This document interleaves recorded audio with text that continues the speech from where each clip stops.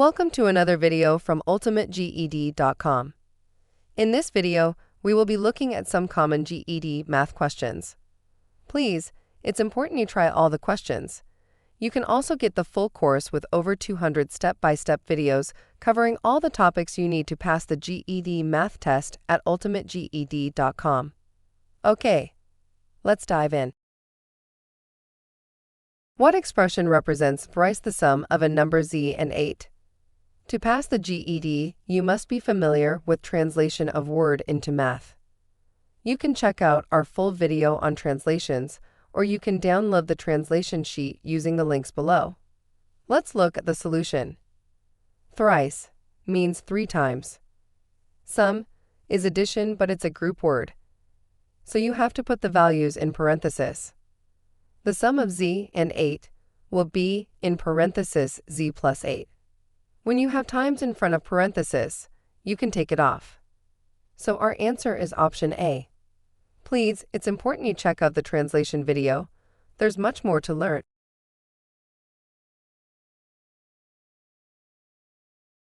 Which of the following graphs represents the equation y equals 2x plus 3? One of the biggest ways to waste time on the GED is by calculating things that do not need calculations. For this question, you can find the answer by calculation, but that will be too much work. The first thing we notice is that the equation is in the slope-intercept form. This is y equals mx plus b. In this form, the value with the x is your slope, and the value without the x is your y-intercept. The y-intercept is where the line meets the y-axis. For this question, the slope is 2 and the y-intercept is 3. Since all these lines meet the y-axis at different points, we can consider that to find the answer. We are looking for the line that meets the y-axis at the point 3. We can see that the blue line meets the y-axis at 3. So the y-intercept of the blue line is 3, same as the equation. From the legend, we know that the blue line is A. Therefore, line A is the correct answer. Please encourage us to post more videos by liking, sharing, and subscribing. We really appreciate it. Arrange the following numbers from least to greatest. Absolute value of -1.3, 0.5, 3/2, and 1.1. For this question, the best way will be to make everything a decimal and compare the decimals. The only value that is not in the decimal form is 3/2. 3/2 is the same as 1.5. We just divided the 3 by the 2. The absolute value of any number is the positive of that number. So the absolute value of -1.3 is the same as 1.3. Now we can compare. 0.5 is the smallest, then 1.1, then the 1.3. This is the absolute value of -1.3, then 1.5.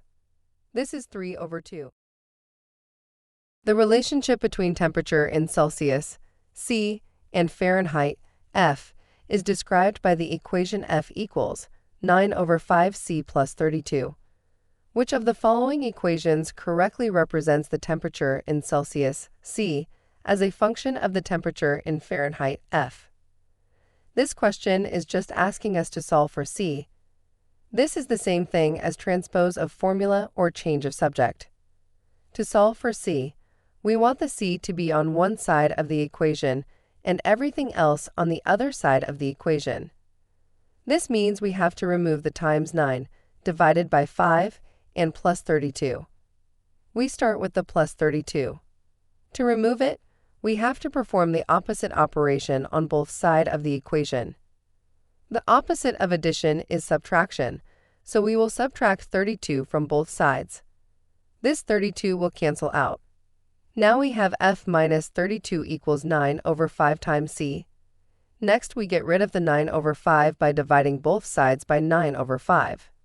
The 9/5 is multiplying, so we performed the opposite operation on it, which is division. The 9/5 will cancel out. When you divide by a fraction, the fraction just flips. so the 9 over 5 becomes 5 over 9.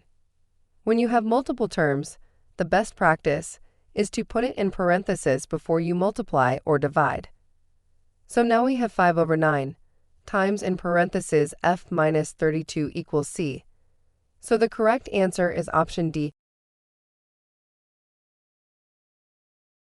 Evaluate g of x equals 5x squared minus 2x when x equals 3b. A. G of 3b equals 27b squared minus 6b. B.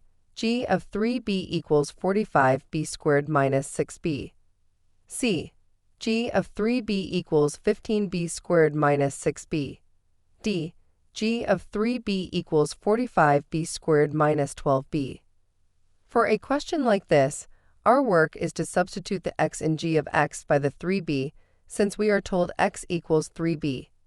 G of 3b equals 5 times 3b squared minus 2 times 3b. When we square 3b, we multiply 3 by itself and b by itself, which gives us 9b squared. We have g of 3b equals 5 times 9b squared minus 2 times 3b. Then we need to multiply the terms. We multiply 5 by 9b squared. 5 times 9b squared equals 45b squared. And we multiply minus 2 by 3b. Minus 2 times 3b equals minus 6b. So the correct answer is option B, g of 3b equals 45b squared minus 6b. Vivian is setting up a circular trampoline in her backyard. The trampoline's jumping surface has an area of 10 pi square feet. Vivian wants to determine the diameter of the trampoline to ensure it fits in the designated spot in her backyard. Which of the following options represents the correct diameter of the trampoline? A. 2 root 5. B. 5 root 2. C. 2 root 10. D. 10 root 10. Before we even solve the question, I want you to know that the diameter of a circle is the longest distance from one part of the surface to the other. So if you want to fit a circular object into a space, you will need the diameter. For this question, we need the area formula because we have been given the area in the question. All formulas are given to you on the GED Math, so nothing to memorize. The area of a circle is pi r squared. We are told the area of her trampoline is 10 pi. We can solve for r. Divide both sides by the pi. They will all cancel out. So we have r squared equals 10. We need to find the r. To get the r by itself, we will find the square root of both sides. The square will cancel the square root. Then we will have the square root of 10. This is the radius, but we are supposed to find the diameter. The diameter is 2 times the radius. So diameter will be 2 root 10. The correct answer is therefore option C.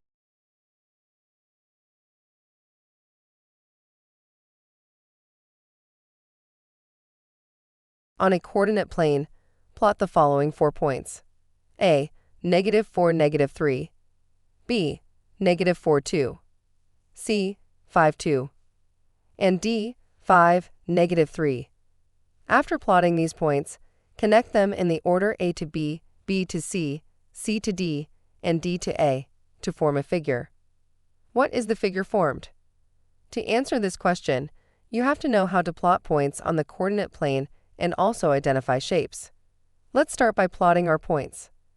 We know that on a point notation, the first value is your x value, and the second value is your y value.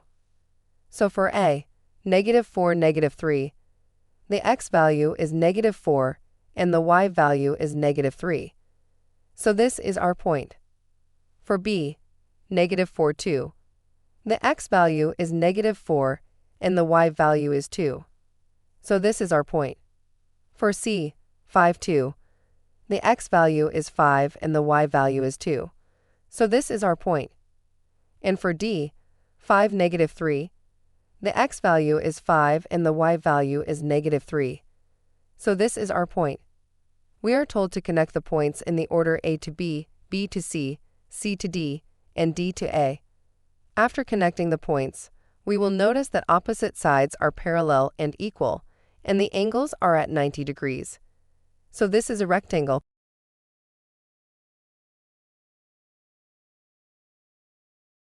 Find the slope of the line passing through the points 2, 4, and 6, 5.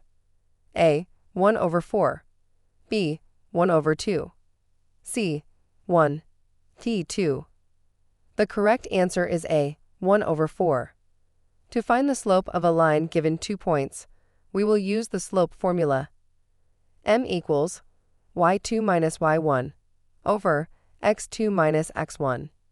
Formulas are given on the GED, so don't worry too much about it. Please note that you can call any of the point 1 or 2. I'm choosing this as 1 and this as 2.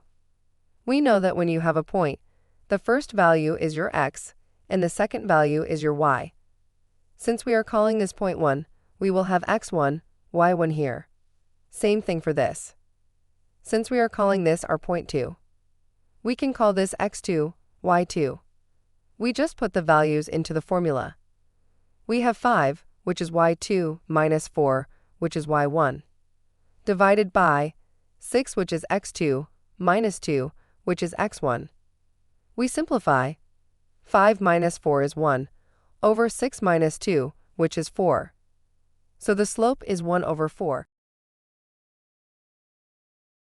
A bar graph shows the percentage of votes received by 5 candidates in a student council election. If 500 students voted in the election, how many votes did candidate C receive? A. 100 votes. B. 125 votes. C. 150 votes. D. 175 votes. Questions that deals with graphs and percentages are common on the GED. To solve it, we need to first know the percentage of votes candidate C got. From the graph, we can see that candidate C got 25% of the vote. If the total votes cast is 500, then all we need to do to find candidate A's votes is to find 25% of 500. 25% is the same as 25 over 100. Of in mathematics means multiplication. So we have 25 over 100 times 500. We compute this on the calculator to get 125. So the correct answer is B, 125 votes. A pie chart shows the budget allocation for a small project. If the total budget for the project is $10,000, what is the difference in allocation between materials and labor? A. $500. B. $1,000. C. $1,500. D. $2,000. This is a typical GED math pie chart question. There are 2 easy ways to solve it. I will solve it by first finding the difference in the percentages. Materials is 40% and labor is 30%. 40 minus 30 is 10. So the difference is 10%. Now, to find the amount, we do exactly the same thing we did in the previous question. The total is 10,000. We have 10% of 10,000. This 10 over 100 times 10,000. This will give us 1,000. So the correct answer is B, 1,000.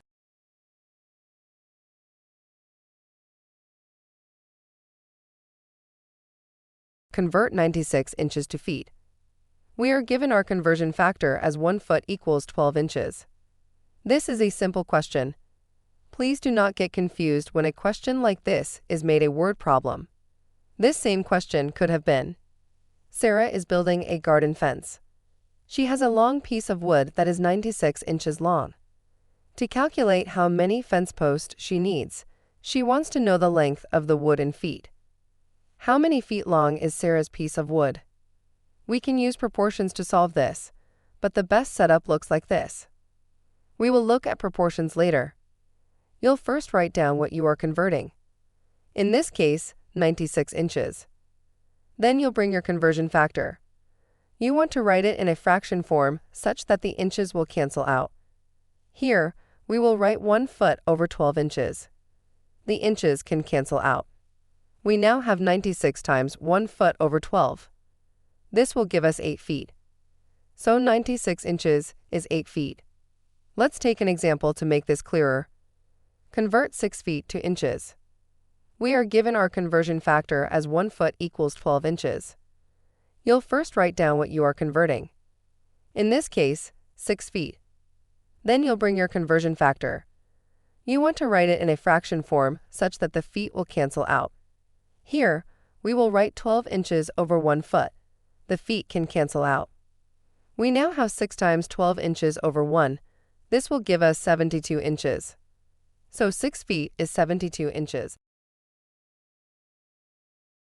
The length of a rectangle is represented by 2x plus 1 and the width by x minus 3. Which of the following polynomial expressions represents the area of the rectangle? A. 2x squared minus 6x minus 3. B. 2x squared minus 5x minus 3. C. 2x squared minus 5x plus 3. D. 2x minus 6x plus 3.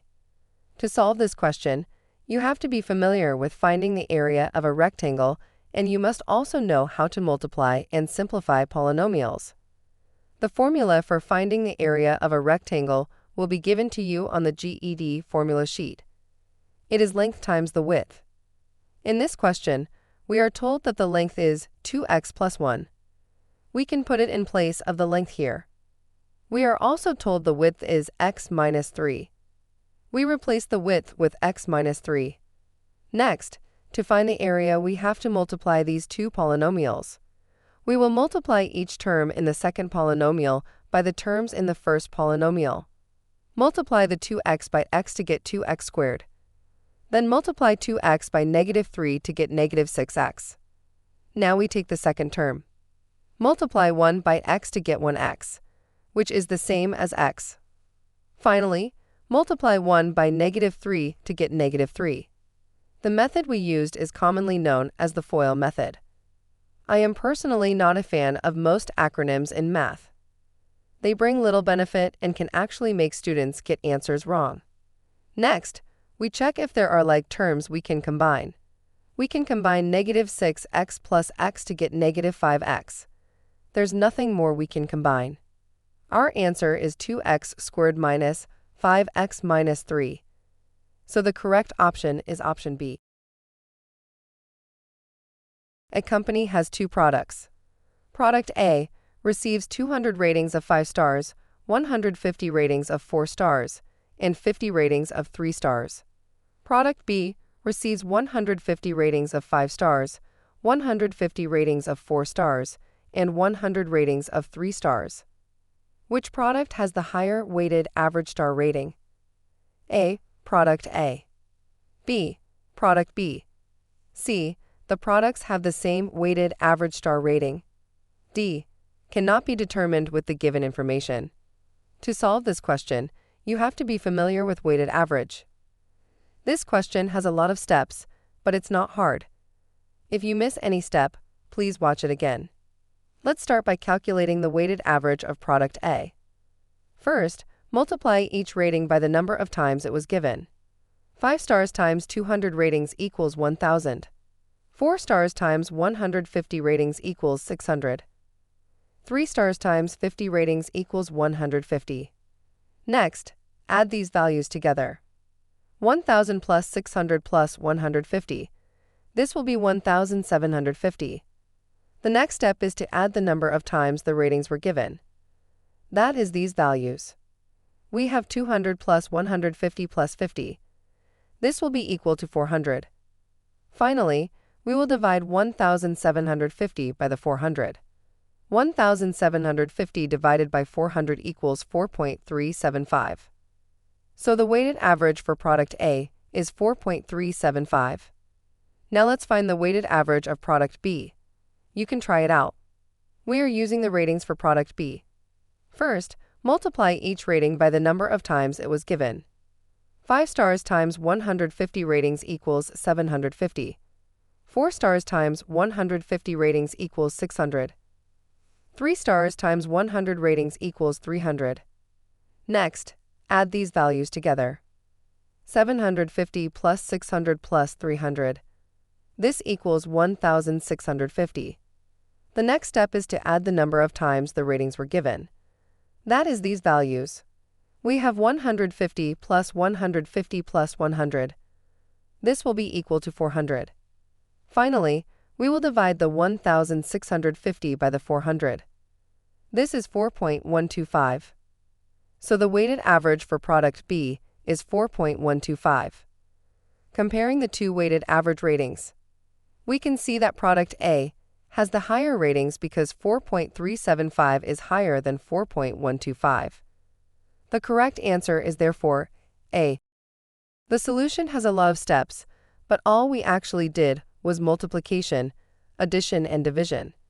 Please ask a question in the comment section if you didn't understand anything. What inequality is represented by the number line? A. -4 is less than or equal to x, which is less than or equal to 3. B. -4 is greater than x, which is greater than 3. C. -4 is less than x, which is less than 3. D. -4 is greater than or equal to x, which is greater than or equal to 3. There are three things we are looking at here. The first is the end points. Here, we have -4 and 3. We can see that all the answer choice have -4 and 3, so we cannot eliminate any of the choices. Next, we look at if the endpoint is shaded or not shaded. If it is shaded, then the inequality must have an equal sign. If it is not shaded, then the inequality does not have an equal sign. Both endpoints are not shaded, so we can eliminate choice A and choice D. They have equal sign. Finally, we pick a number to represent our x. The number must fall on the line we are writing the inequality for. I will use 1. You can use any of these numbers. Check which answer choice will be true. For choice B, we have -4 is greater than 1, which is greater than 3. This statement is not true. -4 is not greater than 1, and 1 is not greater than 3. This leaves option C as the answer. We can verify. We are still using 1 for x. -4 is less than 1, which is less than 3. This statement is true. So we confirmed that C is the answer. If a line has a slope of -2/3, what is the slope of a line that is perpendicular to it? A. -3/2. B. 2/3. C. -2/3. D. 3/2. The correct answer is D. 3/2. When two lines are perpendicular to each other, their slopes are negative reciprocals of each other. Reciprocal here simply means flipping the numerator and denominator of the number. So 2/3 will be 3/2. The negative will simply change the sign. So here, since this is -2/3, we will have positive 3/2. We basically flipped the numbers and changed the sign. There's no need to write plus in front of a number, so the answer is D, 3/2. Please check out ultimateged.com for more twists to questions like this.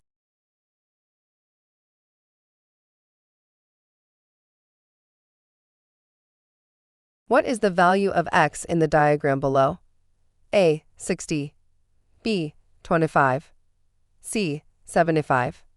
D. 40. The work here is being able to identify that this is angles on a straight line. Angles on a straight line adds up to 180 degrees. Once you know that, you will just add everything and equate it to 180, then solve the resulting equation. So here, we will add 75 plus x plus 20 plus 25 equals 180. We can add the numbers 75 plus 20 plus 25 to get 120. So we have x plus 120 equals 180. We can subtract 120 from both sides. The 120 will cancel out. 180 minus 120 is 60. So x is 60. Therefore, the correct answer is A, 60. Samantha is painting a rectangular mural on a wall. The entire wall is 15 feet long and 10 feet wide. She decides to leave a 2-foot wide unpainted border all around the mural. What is the area of the painted portion of the mural? A. 60 square feet. B. 66 square feet. C. 110 square feet. D. 94 square feet. We looked at a similar question in our September GED 2023 video. That is question 19. We encourage you to watch that video. Find out the similarities and difference with this question and why we used slightly different approach. Okay, let's solve the question. For questions like this, it's a good practice to get a diagram so you can picture what is going on. Here is our wall. This is the painted portion of the mural. That's the area we are finding. We have been given the dimensions of the wall as 15 feet long and 10 feet wide. We are told she left 2 feet around the mural. Area of a rectangle is its length times width. This formula will be given to you on the GED. We know the length of the wall is 15 feet. 2 feet has been subtracted from the left and 2 feet has been subtracted from the right. So the length of the mural will be 15 minus 4, which is 11 feet. The width of the mural is similar. The width of the wall is 10 feet. We subtract 2 feet from the top and 2 feet from the bottom. So we have the width to be 10 minus 4, which is 6 feet. Now that we know the dimensions of the mural, we can find the area. We have area of the mural equals 11 times 6. This is 66.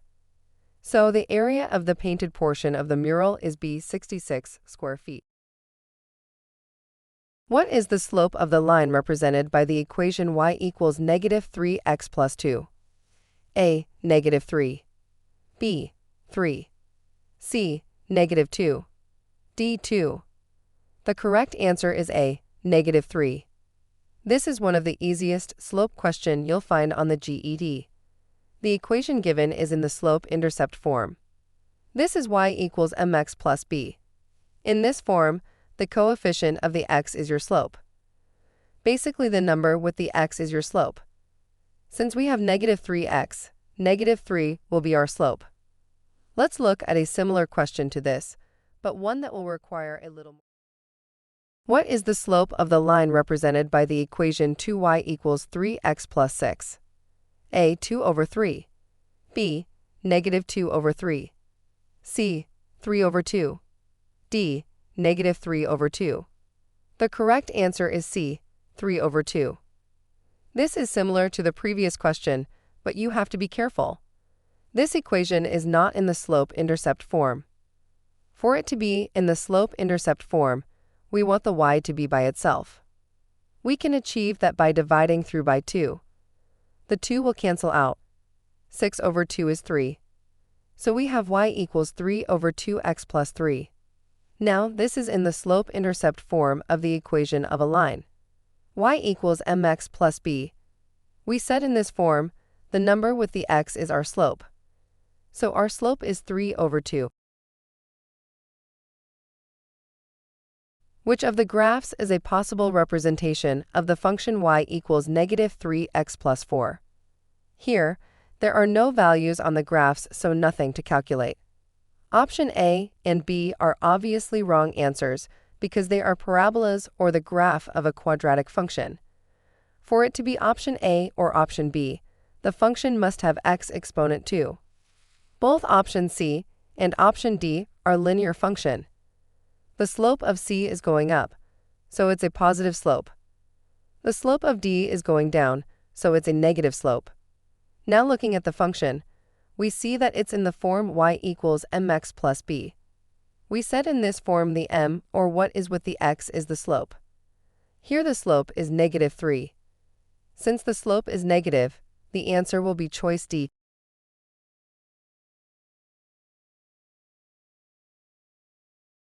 A student's average score on 4 tests is 85. What does the student need to score on the 5th test to raise their average to 90? A. 80. B. 90. C. 100. D. 110. This is a typical average or mean question. The average score is the total score over the number of tests taken. For the 4 test, we have been given the average as 85. The number of tests taken is 4. We can find the total score. Multiply both sides by 4. The 4 will cancel out. 4 times 85 is 340. So the total score for the 4 tests is 340. Average of the 5 tests is total scores of all 5 tests divided by the number of tests taken. We know the total for 4 of the test, which is 340. Let's represent the score for the 5th test by x. So the average of the tests, which has been given as 90, will be equal to the sum of the 4 tests, which is 340, plus the 5th test, which is x, divided by the number of tests taken, which we know is 5. Now we solve for x to know the score of the 5th test. Multiply both sides by the denominator, which is 5. 5 will cancel 5, leaving 340 plus x. When we multiply 90 by 5, we will get 450. To find x, we need to subtract 340 from both sides. When we subtract 340 from 340 plus x, negative 340 will cancel 340, leaving x. Again, when we subtract 340 from 450, we will get 110. Therefore, the student need to score 110 in the 5th test to raise the average to 90. So the correct answer is D.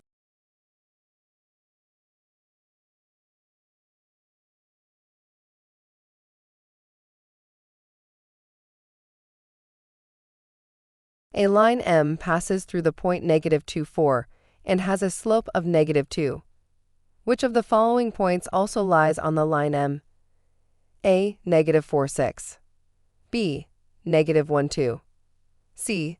0, 2. D. 3, -2. Slope questions are also very common on the GED. We have a video on slopes. You can check it for more. For this question, we have been given a point and a slope. So we will start with the point-slope formula, which will be given to you on the GED. Y minus y1 equals m, in parenthesis, x minus x1. Our work is to change it to the slope-intercept form so that we can input the values in the choices. x1 and y1 are the values of the point you have been given, and m is the slope. We put these values into the equation. We have y minus 4 equals -2 in parentheses, x minus -2. Minus -2 can simply be written as plus 2. We expand. -2 times x is -2x. -2 times 2 is -4. So we have y minus 4 equals -2x minus 4. We want the y to be on one side of the equation. We will add 4 to both sides. The 4 will cancel out. So we have y equals -2x. Now that we have the equation in the slope-intercept form, we can input our x values from the option and check if we will get our y value. Let's start with option A. The x value is -4 and the y value is 6. We have y equals -2 times -4. -2 times -4 is 8. It is not 6, so choice A is wrong. Let's check choice B. We input our x value. We have y equals -2 times -1. -2 times -1 is 2. This is the expected y value, so option B is the correct answer.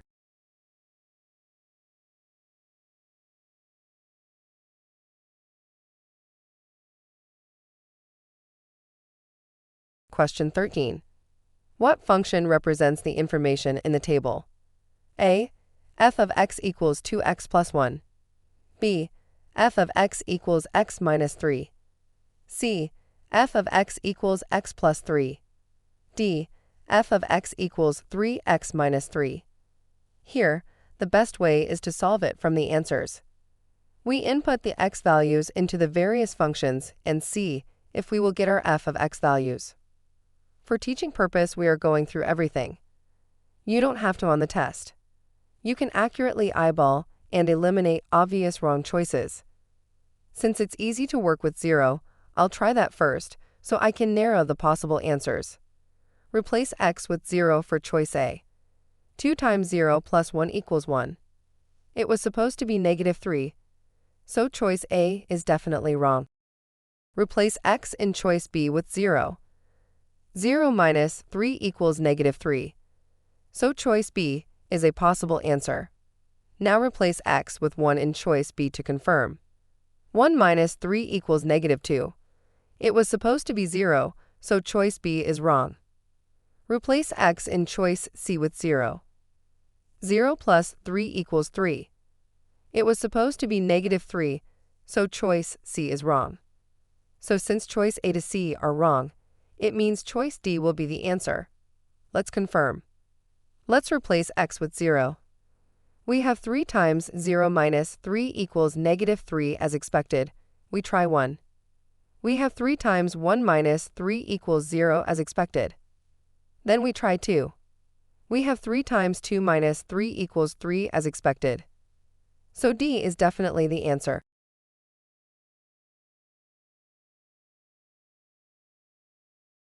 What is the slope of the line below? A. 1. B. Negative 1. C. Negative 2. D. 2. The correct answer is B. Negative 1.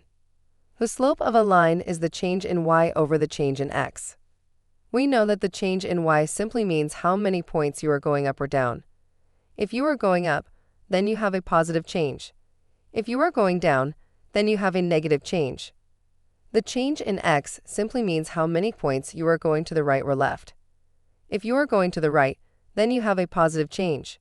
If you are going to the left, then you have a negative change. Let's look at our question. Our first step will be to choose any 2 points on the line. I am choosing these 2 points. Let's call it A and B. You can choose any 2 points on the line. However, it is important to choose points that will make your work easier. Choose points whose x and y values can be easily determined.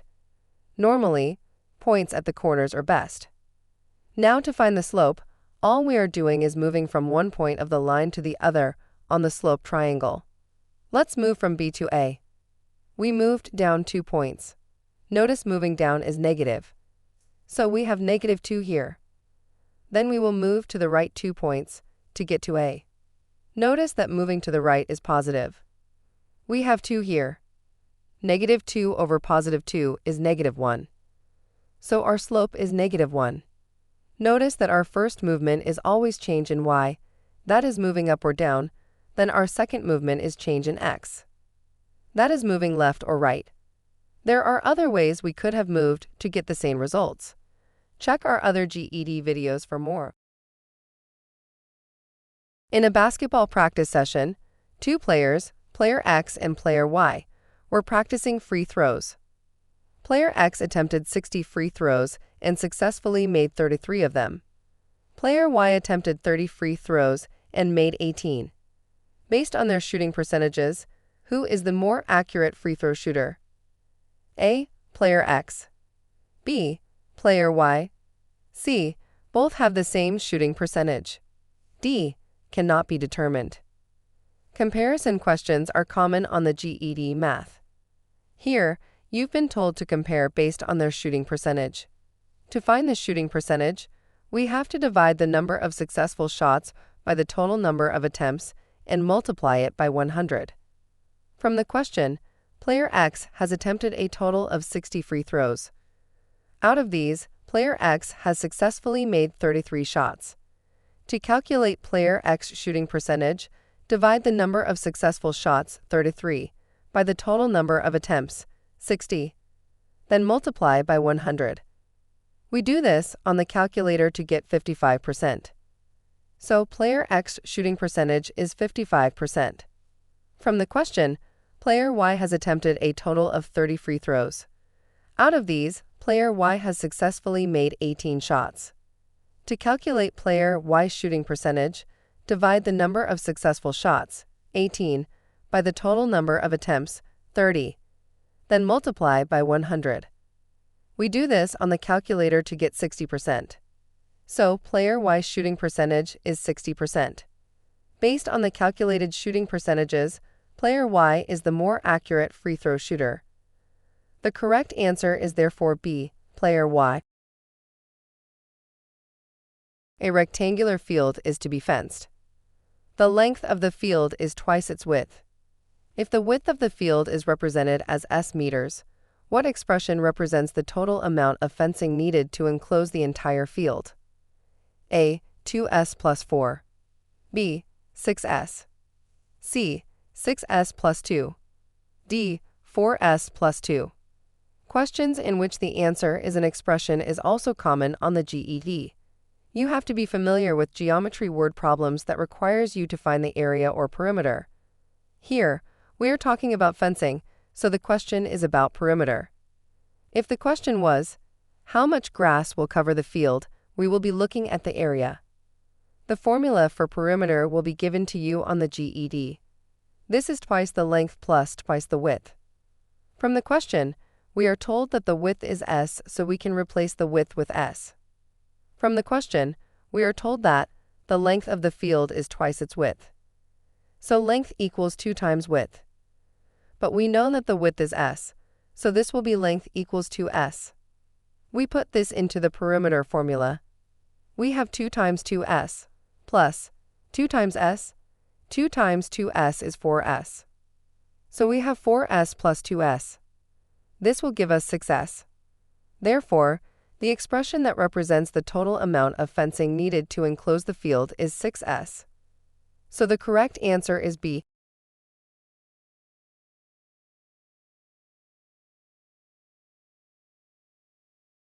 A spinner is divided into 8 equal sections, numbered from 1 through 8. If the spinner is spun, what is the probability of it landing on an even number? A. 1 over 4. B. 1 over 2. C. 3 over 4. D. 1 over 8. To pass the GED, you must be familiar with solving probability questions. To find the probability of landing on an even number, we need to count how many even numbers there are on the spinner, and then divide that by the total number of sections on the spinner. We are told the spinner has 8 sections numbered 1 to 8. Even numbers are simply multiples of 2. The even numbers between 1 and 8 are 2, 4, 6, and 8. So, there are 4 even numbers. Therefore, the probability of landing on an even number is the number of even sections, 4, divided by the total number of sections, 8. We can simplify the fraction. Reduce by 4. 4 divided by 4 is 1. 8 divided by 4 is 2. The probability of the spinner landing on an even number is 1 over 2. So the correct answer is B, 1 over 2.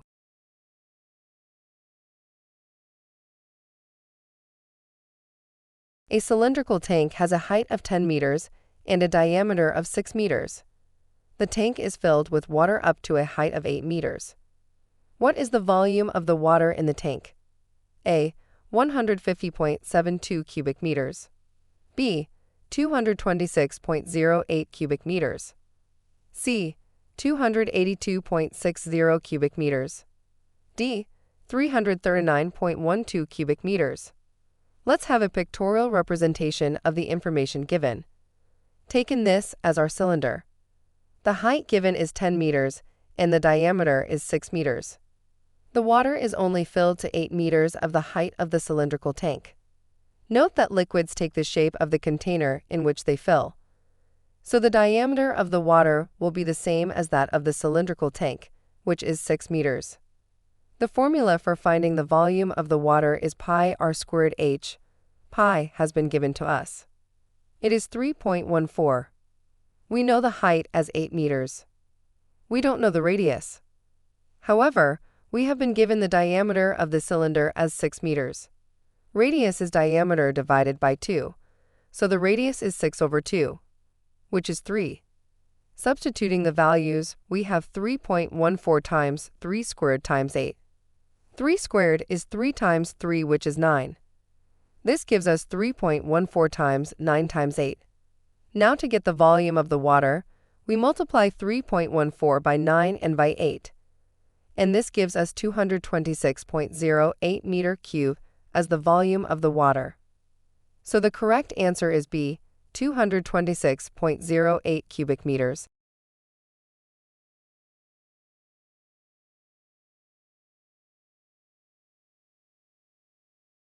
Simplify the absolute value of negative 20 plus 8.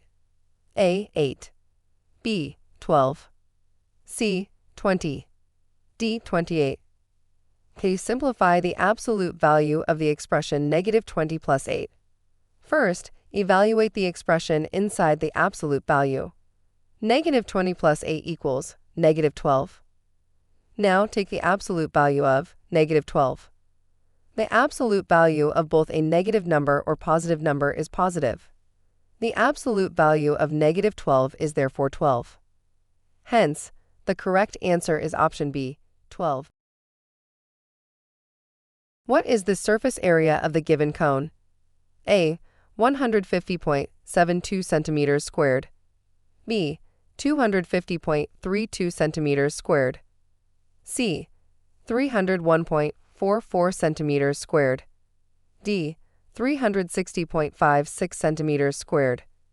To determine the total surface area of the cone, we'll use the formula pi times radius squared plus pi times radius times slant height. This formula will be given to you on the GED, so no need to memorize. From the figure, our radius is 6 centimeters and slant height is 10 centimeters. Please be careful about the slant height. You are sometimes given the vertical height, not the slant height. We plug these values into our formula. We calculate pi times 6 squared plus pi times 6 times 10. Pi is 3.14. 6 squared is 36, and 6 times 10 is 60. So we have 3.14 times 36 plus 3.14 times 60. We work this on the calculator to get 113.04 plus 188.4. Summing these up, the total surface area becomes 301.44 square centimeters.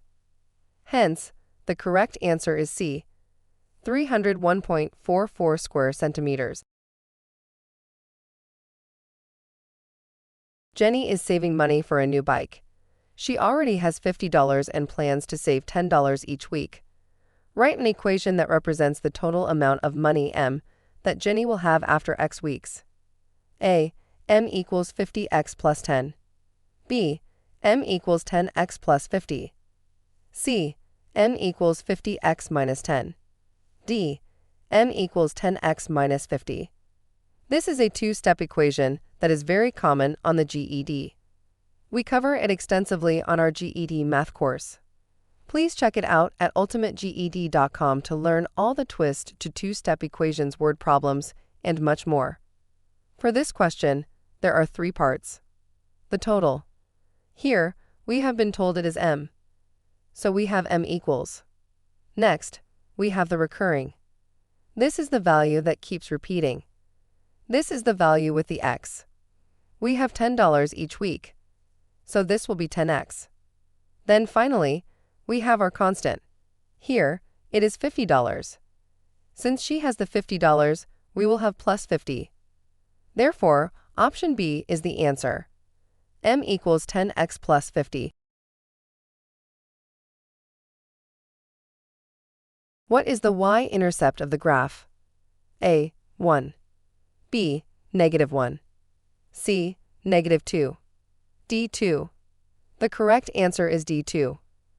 The y-intercept is the point where the line meets the y-axis. This is our y-axis. The line meets the y-axis at this point. The value here is 2, therefore the y-intercept is 2. You could have been asked to find the x-intercept. This is simply the point the line meets the x-axis, so this will be that point. Therefore, the x-intercept is 1.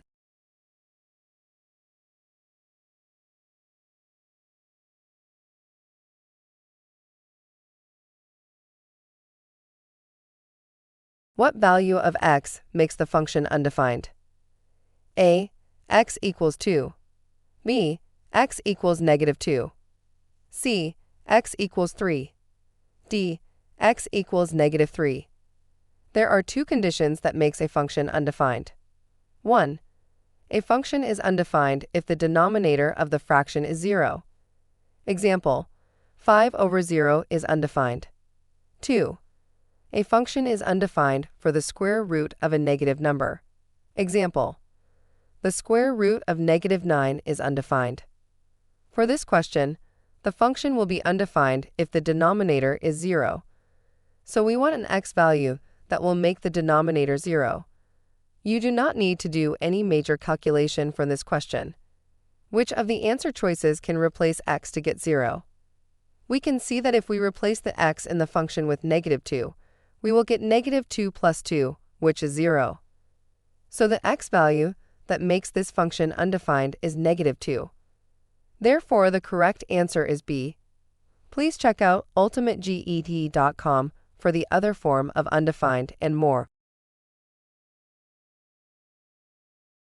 If Mary wants to make 36 cookies instead of 24 cookies according to her chocolate chip cookie recipe that requires 2 cups of flour and 1 cup of chocolate chips for the original yield, how much flour and how many cups of chocolate chips will she need for the increased yield?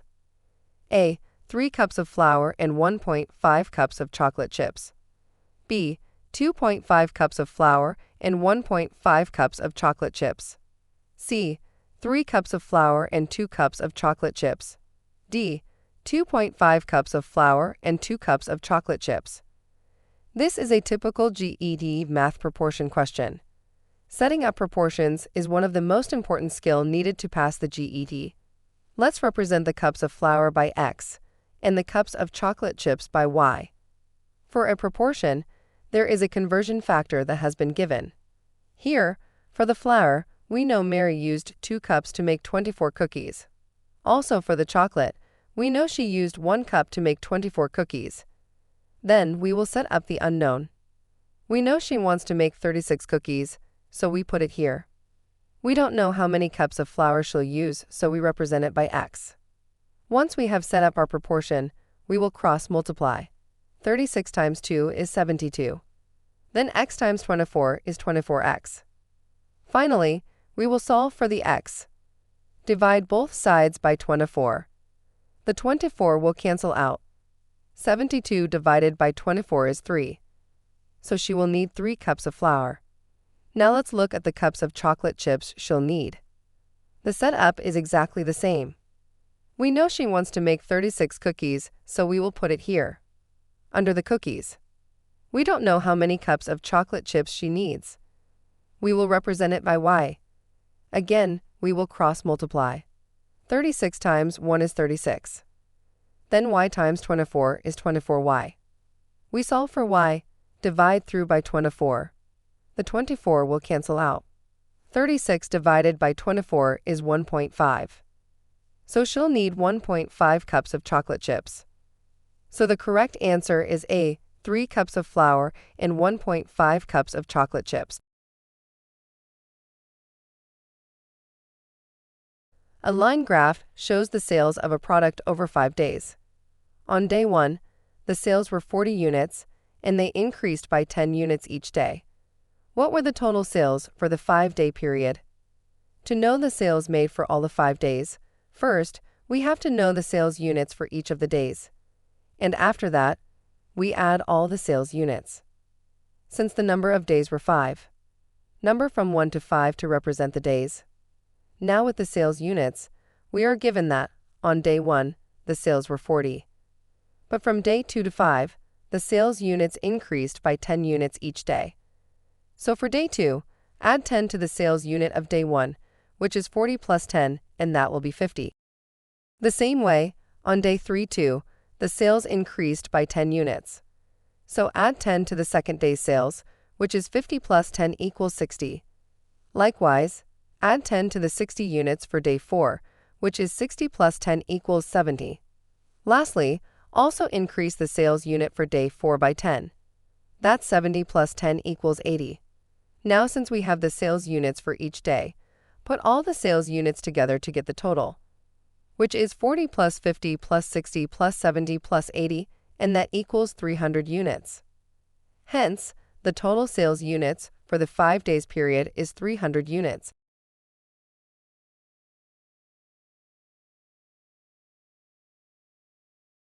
Add the polynomials 5x exponent 4 minus 3x cubed plus x plus 7 and negative 2x exponent 4 plus 4x cubed minus x squared plus x minus 8.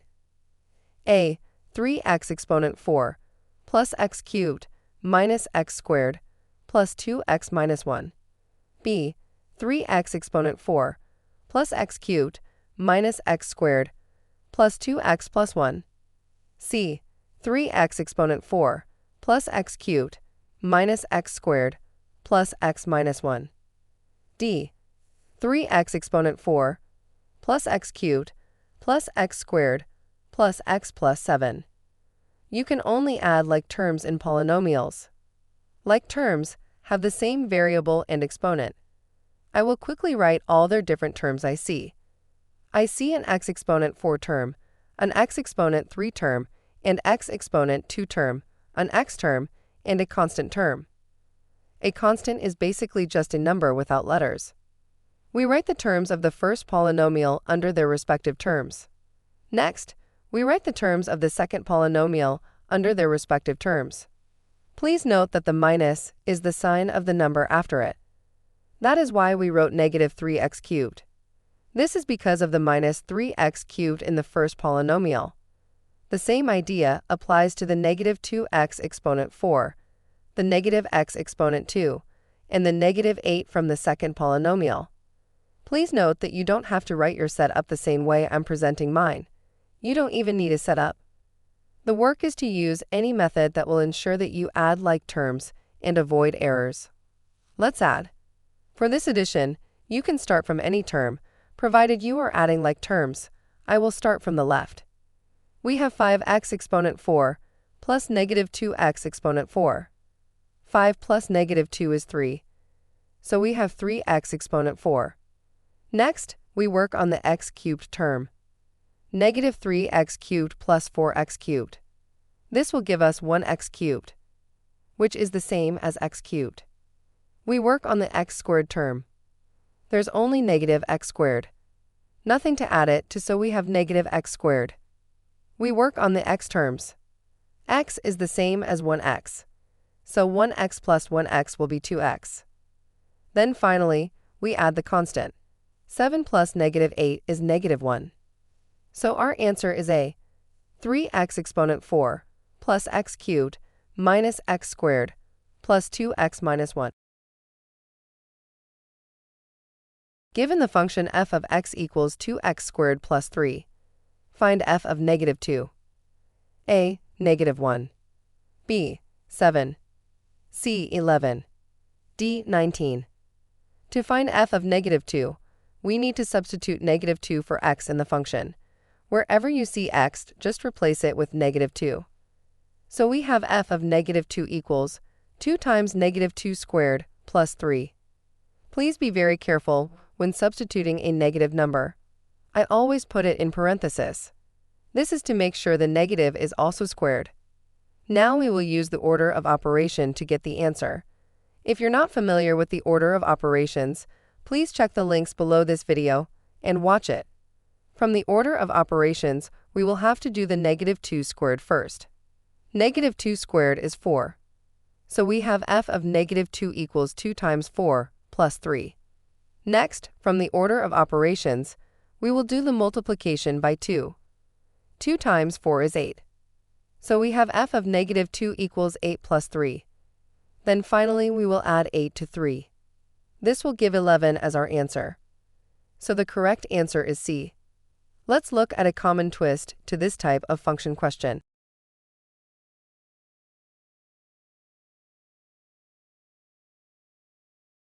Given the function f of x equals 2x squared plus 3, find x when f of x is 11. A. Negative 1. B. 1. C. 2.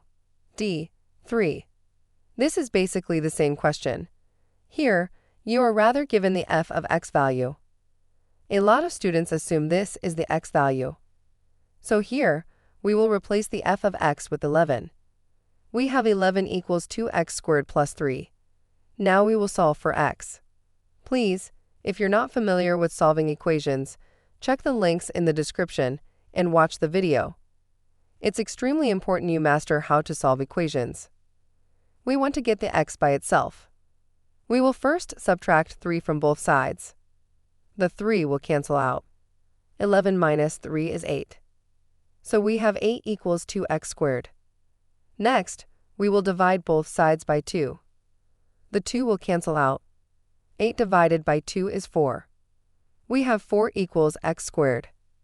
Finally, to get the x by itself, we will find the square root of both sides. The squared root will cancel the squared. Square root of 4 is 2. In a lower level math class, you can say that x equals 2 and you are done.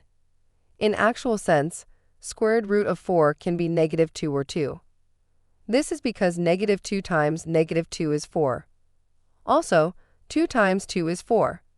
So x equals 2 or x equals negative 2 are possible answers. The correct answer is therefore C.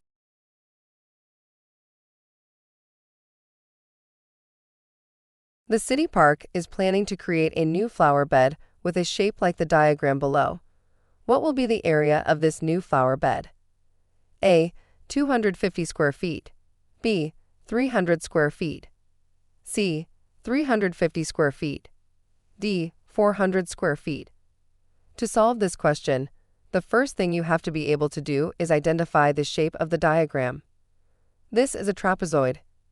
The area of a trapezoid is equal to half the height, h, multiplied by the sum of the lengths of its two parallel bases, b1 and b2. The height is the perpendicular distance between the two bases. This formula will be given to you on the GED, so nothing to memorize. These are the parallel bases. Let's call this base 1 and this base 2. This is the height, h. Please be careful when identifying what values to use. That is where most students get answers wrong. Once you have identified your values, just plug them into the formula. From the order of operations, we will do the parenthesis first. Add 20 and 30 to get 50.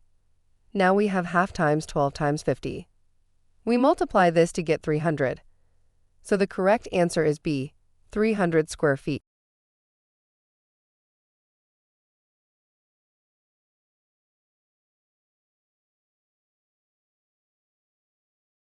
The following graph represents the score range of students in a math class. How many students are in the class? A. 12. B. 14. C. 15. D. 17. Being able to read and interpret graphs is a must on the GED. Here, the x-axis represents the score range and the y-axis represents the number of students whose score are within that range.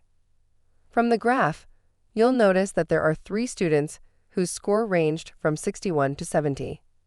From the graph, there are 5 students whose score ranged from 71 to 80. From the graph, there are 4 students whose score ranged from 81 to 90. From the graph, there are 2 students whose score ranged from 91 to 100. We add these to get the number of students. 3 plus 5 plus 4 plus 2 equals 14. Therefore, there are 14 students in the class. So the correct answer is B.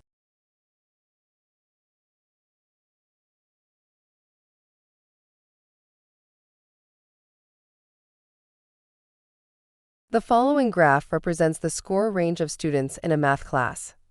What percentage of students failed the test if the passing score is 71? A. 21.43%. B. 30.51%. C. 18.77%. D. 15.05%. Please, it's very important you master how to find percentages, especially from graphs. From the graph, we can see that 3 students scored 61 to 70. All the other students scored 71 or above. Percentage of students that failed will be the number of students that failed, which is 3, over the total number of students, which is 14, like we saw in the previous question. This will be multiplied by 100 to get the percentage. Compute this on the calculator to get 21.43% failed. The correct answer is therefore A.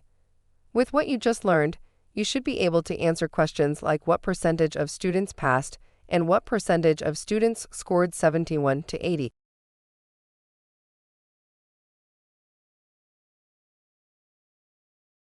The following graph represents the score range of students in a math class. How many students scored exactly 95? A. 2. B. 14. C. 5. D. Not enough information to solve. This is a trick question. Most students assume that the answer is 2 students, since the 9 to 5 is within this range 91 to 100. This is wrong. A range doesn't tell you the exact values within the range. So the 2 students who scored between 91 and 100 could have scored 92 and 92, or 95 and 98, or 100 and 100. There's not enough data or information to answer the question. Therefore, the correct answer is D. Please watch out for a little trick question like this. Pay extra attention to your graphs.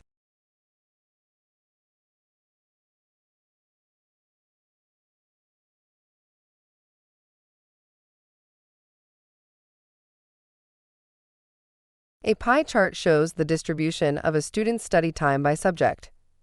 If the student spends 40% of their time studying math, 30% studying science, 10% studying history, and the rest on other subjects, what percentage of their time is spent on other subjects?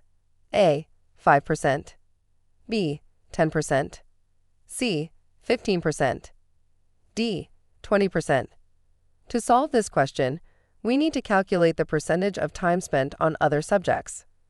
First, we add up the percentages spent on math, science, and history, which is 40% plus 30% plus 10%, resulting in 80%. Now, to find the percentage spent on other subjects, we subtract 80% from 100% because the total percentage of study time is 100%. The total percentage in a pie chart is always 100%. This is 20%. So, the answer is D, 20%. The student spends 20% of their time on other subjects.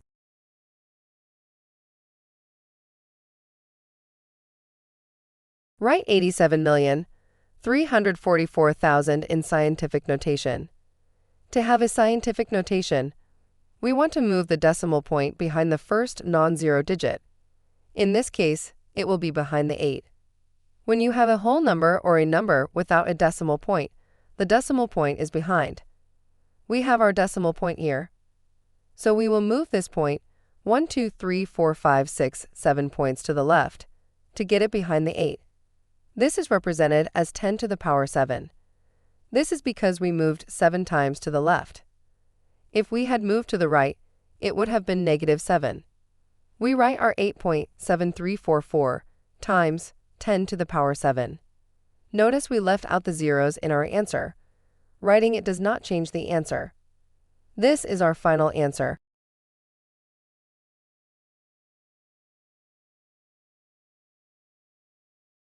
A bag contains 8 red marbles, 6 blue marbles, and 4 green marbles.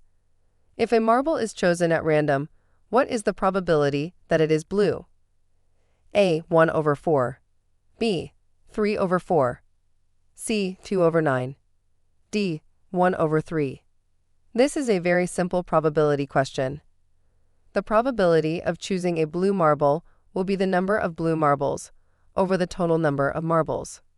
Here, we have 6 blue marbles. We divide it by the total, which is 8 plus 6 plus 4. This will give us 18. We can reduce this. 6 divided by 6 is 1, and 18 divided by 6 is 3. So the probability of choosing a blue marble is 1 over 3. Therefore, the correct answer is D.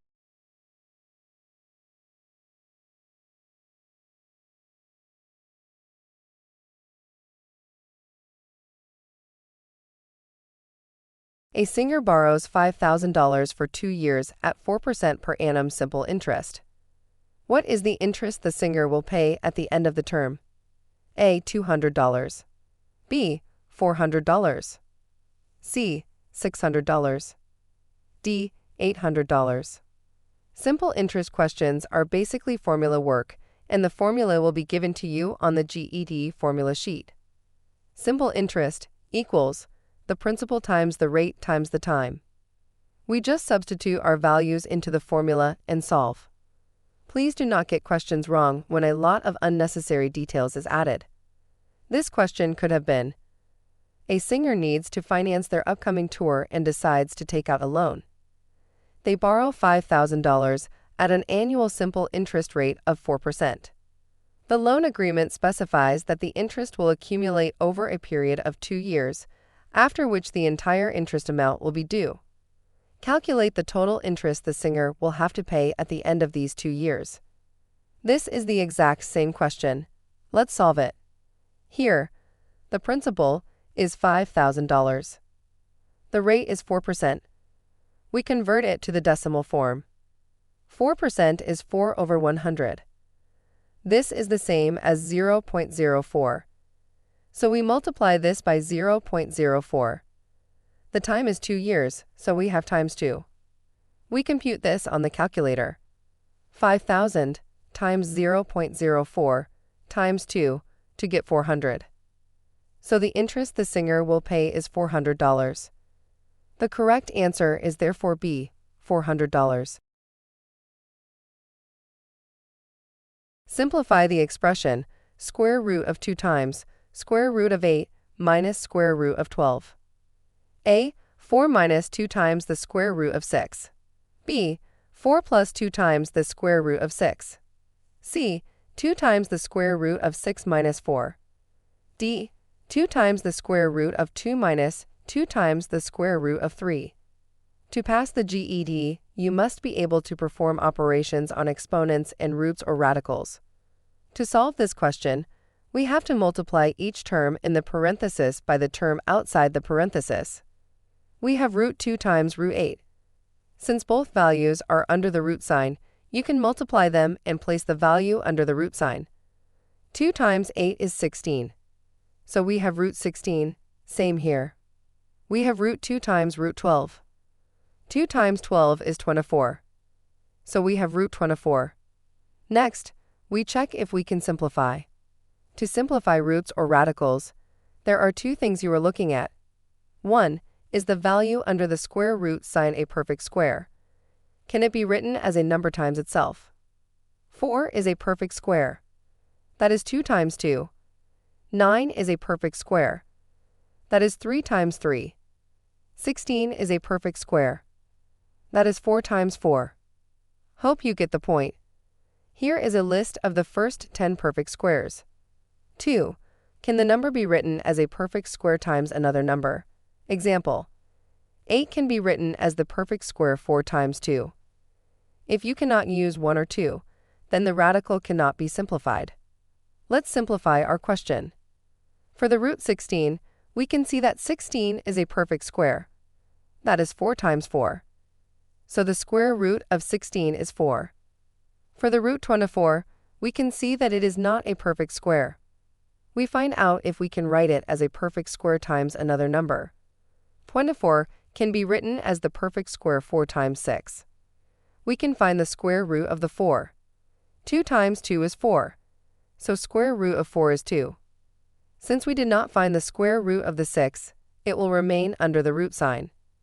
So we have 2 times root 6. Our final answer is therefore 4 minus 2 times square root of 6. The correct answer is therefore option A. Find the area of the figure below. To pass the GED, you must be able to work on composite shapes. To find the area of a figure like this, all you need to do is break the diagram into multiple shapes, find the area of each shape, and then add the areas. From the diagram, we can see that the figure can be subdivided into 2 separate shapes. That is a triangle and rectangle. The total area is the sum of the 2 areas. Let's first find the area of the rectangle. The area of a rectangle is given as the length times the width. Please note that all needed formulas are given on the GED, so no need to memorize. The length of the rectangle is 4, and the width is 5. Inserting the values, we have 4 times 5, which gives us 20. Now, we can find the area of the triangle. The area of a triangle is given as half times the base times the height. Here, we have not been directly given the base or the height. Another important skill for the GED is your ability to find missing dimensions from a given diagram. From the diagram, we can see that the base of the triangle is the same as the base of the rectangle. Therefore, if the base of the rectangle is 4, then the base of the triangle is 4. We can put the base value here. For the height, looking at the same diagram, we can see that the total height of the figure is 8. The height of the rectangle, also known as the width, is 5. Therefore, the height of the triangle is the total height 8 minus the length of the rectangle 5. This will give us 3. We have the area equals half times 4 times 3. We work this out on the calculator to get 6. To find the area of the composite figure, we will just add areas of the two figures. The area of the figure equals 20 plus 6, which gives us 26. A supermarket. Supermarket A offers a 15% discount on every purchase over $100. Another supermarket, Supermarket B, offers $20 off for every $100 spent. If you plan to spend exactly $200, which supermarket will give you the better deal? A. Supermarket A. B. Supermarket B. C. Both supermarkets offer the same deal. D. Neither supermarket offers a good deal. To pass the GED Math, you must be able to compare different special offers and discount or taxes and tell which is a good offer. At Supermarket A, the discount offered is 15% on purchases over $100. Since you plan to spend $200, the discount will apply to you.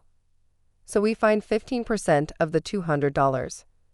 15% is 15 over 100 or 0.15. We multiply this by 200. This will give us 30.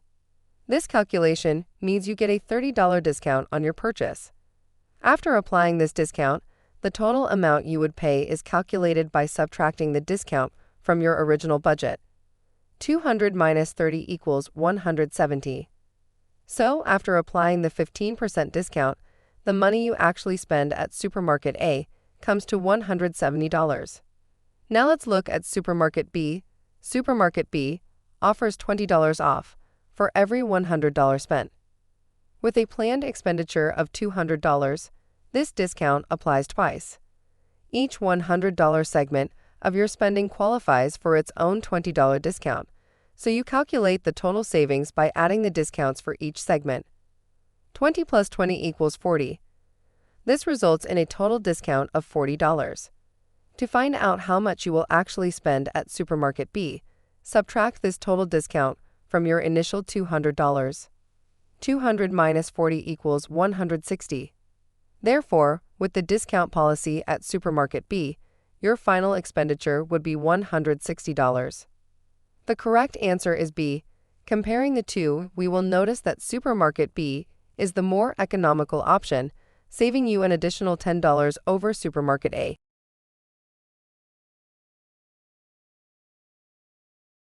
The sum of three consecutive integers is 15. What are the numbers? Before we solve the question, let's look at some things about consecutive integers. Consecutive integers simply means numbers following each other. So 2, 3, and 4 will be consecutive integers. Also, 21 and 22 will be consecutive integers. Let's look at these three consecutive numbers: 15, 16, and 17. We will notice that if we add 1 to the first number 15, we will get the second number, 16. If we add 2 to the first number 15, we will get the third number, 17. So if the first number of three consecutive number is x, then we will add 1 to get the second number. So the second number will be x plus 1. The third number will be x plus 2, because we add 2 to the first number to get the third number. This is really the main thing we will be playing with in this kind of word problems. Let's now look at our question. We have three consecutive integers. If we represent the first one by x, then the second number will be x plus 1. The third number will be x plus 2. The sum of these consecutive integers is 15. So x plus 1 plus x plus 2 equals 15. We add the x to get 3x. Then we add the 1 and 2 to get 3. So we have 3x plus 3 equals 15. You can now solve the two-step equation. We subtract 3 from both sides. The 3 will cancel out. 15 minus 3 will be 12. so we have 3x equals 12. Next, we will divide both sides by 3. This will cancel out. 12 divided by 3 is 4. Therefore, x equals 4. That means the first number is 4. The next two numbers will be 5 and 6.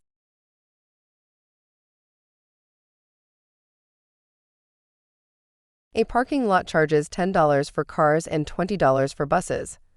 One day, 18 vehicles parked in the lot, and the total parking fees collected amounted to $260.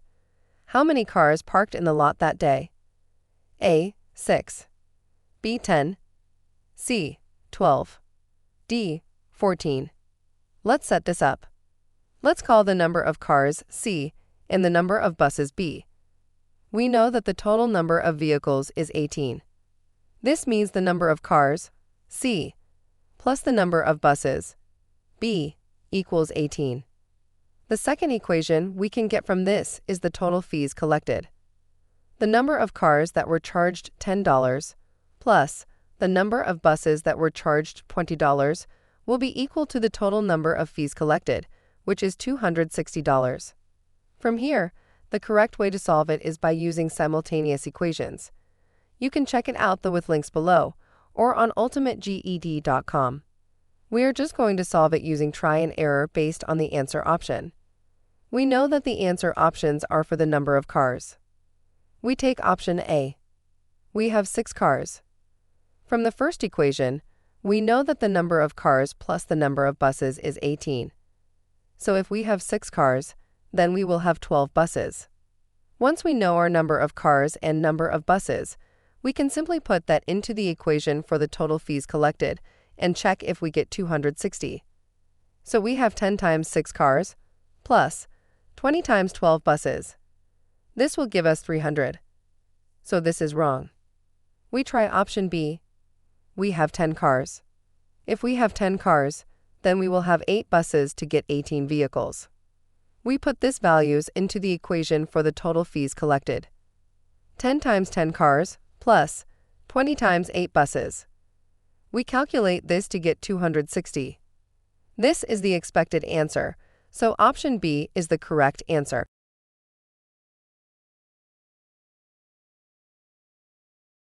We will end this video here.